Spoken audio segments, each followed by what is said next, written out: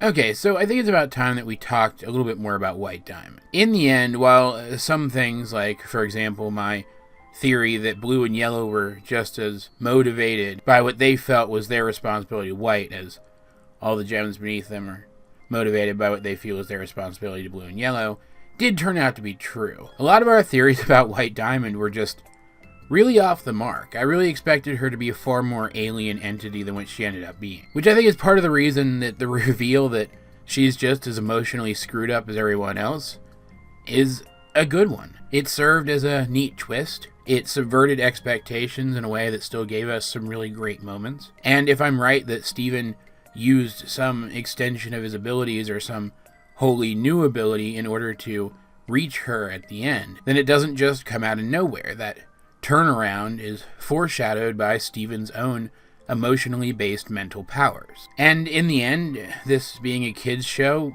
it does work a lot better than White being some wholly alien monstrosity which can't be reasoned with and can only be defeated through force, unlike any other villain in the show ever. Even Jasper at the end was only defeated because she hesitated when she realized that she had been wrong about Steven the entire time, that Steven really wasn't who she thought he was. Like, thinking about it right now, off the top of my head, the only character that I can think of who was ultimately defeated through force is Malachite, and Malachite, I don't even feel really counts as a character. Malachite was more a vessel for Jasper and Lapis and the next stage of their storyline. The corrupted gems don't count because the way to eventually quote-unquote defeat them was to heal them. White really would have been the only example of this in the entire series, at least up to this point, I guess. And so showing her to be sort of this abusive mom figure who really was trying her best and just was going about it completely the wrong way, but who was open to changing, open to being made to understand where her flaws were and changing them, is just so much more appropriate in a show for kids. All of that said, and why I mentioned that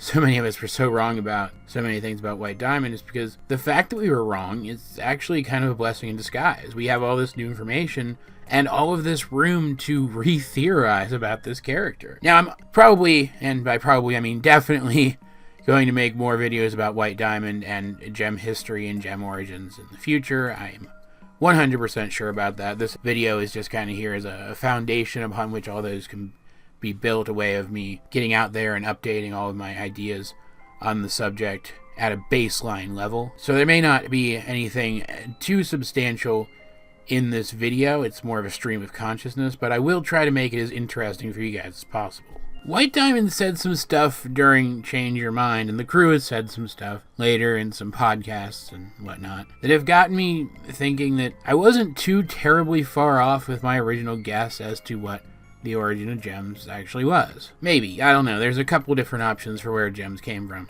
but we'll get to that in just a minute after I go over what the basis of this particular video is going to be. In her final confrontation at the end with Steven, White said some stuff that implied that while every other gem around her was acting on her wishes, carrying out the various roles and purposes that she assigned to them herself, that she was also acting upon some role or purpose assigned to her, and maybe she's the one who assigned it to herself. I'm not saying that there necessarily had to be an outside force which originally, let's say programmed, since gems are effectively computers, programmed her with some purpose that she was still up to that point trying to carry out, even if she was failing. But it really does seem like she felt that she had a purpose as well, and that to not carry out that purpose would have been fundamentally wrong. We also know from what the crew has said in those podcasts that White was wrong about how she was going about things. Based on the fact that we know that White Diamond created the other diamonds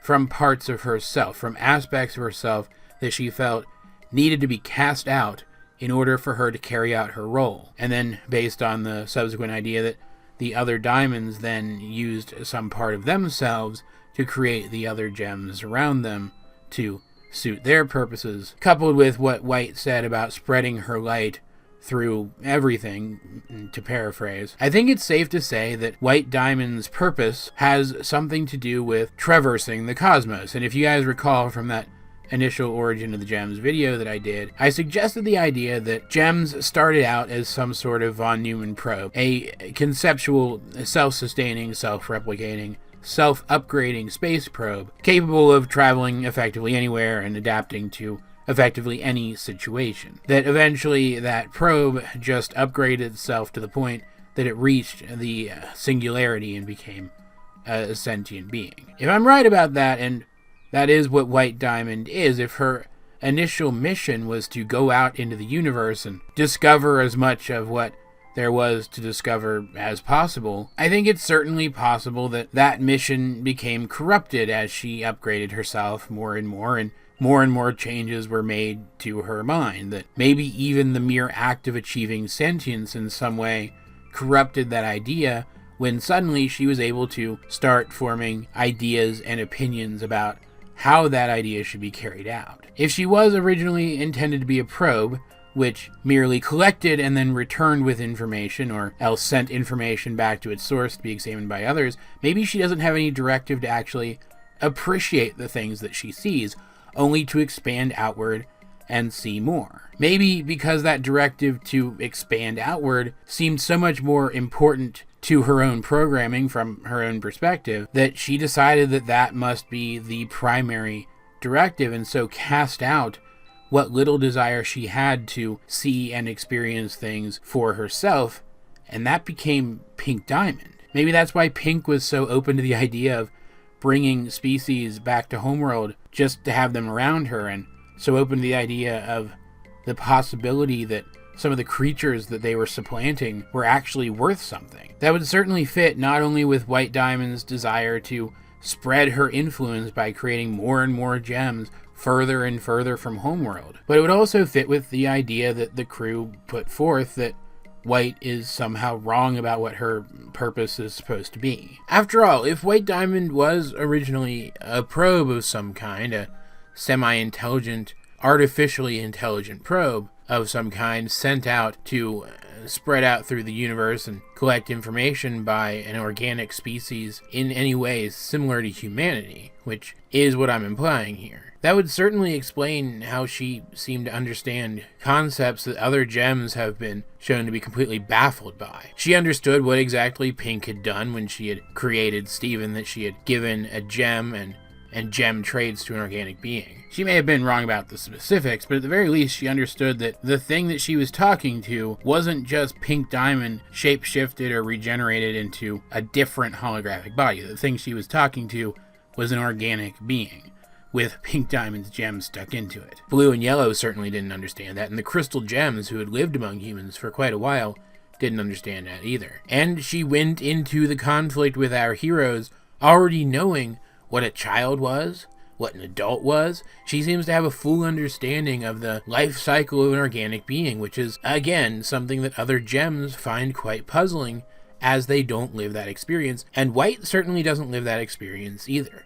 She must have experienced this in some other way. Even if her own source species didn't experience the same sort of life cycle, it's certainly possible that if she was an information gathering probe originally, she encountered some other species that does. I mean, heck, her original nature as an information gathering probe might even explain how she knew things ahead of time, like the fact that Pink had become Rose Quartz rather than being killed by her, or the fact that Steven and his crystal gems were coming back to Homeworld when Steven had only just convinced Blue and Yellow to bring him back earlier that same day. I still think that this is the most likely origin of gems, as it also fits with some of the other stuff that I said in that other video. Again, go watch that other video, preferably with your ad blocker off if you'd so oblige. But in that video I do talk about the fact that gems being able to change their form is evidence of them being von Neumann probes, as a von Neumann probe would be, as I said earlier, adaptable to any situation, and the ability to shapeshift does make gems pretty gosh darn adaptable. It's little things like that, like their shapeshifting and like the vast array of powers that they have otherwise, that makes me think that this adaptable probe scenario is still the most likely. But there are certainly other ways that gems could have come about as well. There was an idea floating around for a while that gems were originally organic beings who just upgraded themselves to the point that eventually they became what gems are today. I think that's pretty much out of the question at this point, but it is still possible that gems did evolve naturally in some form. There are certainly fictional properties which, even if those origins are retconned away later, do originally present the origin of their non-organic characters as natural, as the result of evolution, as one version of the old Transformers comic did with Cybertronian life forms, suggesting that they literally evolved from less advanced technologies on their home planet of Cybertron. So it's not as if the idea isn't out there somewhere in the popular consciousness. There is precedent for something like that being written into a work of fiction, and therefore it is certainly plausible that that's what the crew is going for here as well. White Diamond is just a life form, maybe one who has changed quite a lot from how she originally appeared, who, from our perspective, would be inorganic, but who somehow evolved in conditions that we can't even imagine. And that, like all life forms, she sought some meaning to her existence. And when she discovered that she could cast off elements of herself to create new life forms, and that they could likewise spread out and do the same throughout the galaxy, that she just assumed that that was her purpose. Something like that would certainly explain her dedication to that purpose and her reluctance to accept that it might not be the case. Her reluctance to accept that she might be wrong about it. Just look at any given human who is dealing with a crisis of faith, for example. And in a way, I think this is the simpler of the two options, as it doesn't complicate the lore with the existence of another alien species which created the von Neumann device that eventually became White Diamond. I just think that based on all of the capabilities that gems possess, this is the least likely of the two options from a technical standpoint. Still, and as I said before, there are so many more things to theorize about when it comes to White Diamond. Just so many of them, and it's one of the reasons why I like Change Your Mind as much as I do. Change Your Mind in many ways felt like a final episode. It felt like it could have been the end of the series. It certainly was final in many ways, as it wrapped up a whole lot of plot threads, and yet that, in many ways, final episode, that episode which seems to have had the final word in so many aspects of the show up to this point, still had so much in it geared towards making fans think, and I love that about it. Not that I have to tell you guys that. You guys watch my videos, you know how obsessed I am with the lore of this show. I wonder if that obsession's healthy or not. I should probably be more introspective about stuff like that. I don't really have the time to, though, so I'm just going to move on. As per usual, guys, I'd like to know what do you think about any of the ideas that I presented in this video. And as I do intend this video to be a jumping off point for myself in the future, please feel free to jump off of this video as well. Make your own video content or leave theories which are in whole or in part inspired by this video in the comment section down below. Or over my Discord, link in the description, but either way, this has been AJ22, and I will talk to you guys later.